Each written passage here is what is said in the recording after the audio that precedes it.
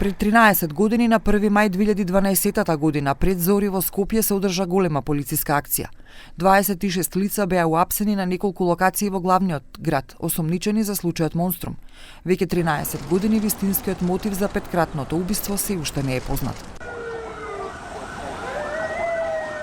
Në orët e hershme të 1 majit të vitit 2012, 13 vite më parë, në këtë lagje në hyrje të shutori Zarës ku jeton familja e Haki dhe Fezia Azirit, e blinduan forca të shumta policore, të cilët arrestuan jo vetëm ata, por të gjithë familjen, gra, pleq dhe të ri, të cilët i arrestuan dhe i quan në stacionet policore, të dyshuar për një vepër të cilën ata as që kishin njohuri dhe si shton kanë dëgjuar vetëm në mediume që ka ndodhur pak ditë më parë, praktikisht me 12 prill të vitit 2012.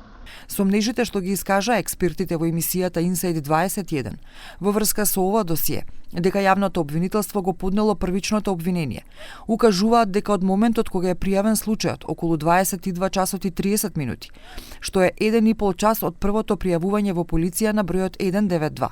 Според одбраната на осудениот, постојат бројни сомнежи во врска со собирањето материјални докази, биолошки траги на местото на настанот, во напуштениот автомобил Opel Omega, ДНК анализа и заштитен сведок Е1.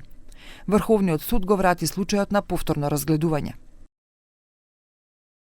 Откако пресудите беа поништени, случајот беше вратен на повторно судење, а на 6 лица осудени на доживотен затвор за тероризам им беше дозволено да се бранат од слобода.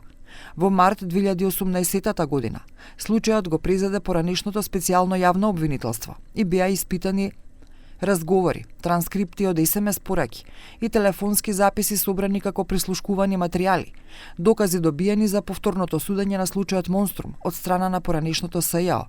Во овој судски процес, првите тројца обвинети беа осудени на доживотен затвор. Халил Демири, Африм и Агим Исмаиловиќ, додека Фейзи Азири беше осуден на 15 години затвор, Хаки Азири на 9 години затвор, а Сами Љута беше ослободен. Приштинскиот суд не ги екстрадира првите двајца избегани осуденици во Косово, бидејќи се сомнева дека овој случај е монтиран. Оваа пресуда на кривичниот суд беше потврдена и од апелациониот суд, а конечна од Врховниот суд. Адвокатите на одбраната поднесоа тужба до Меѓународниот суд за човекови права во Страсбур.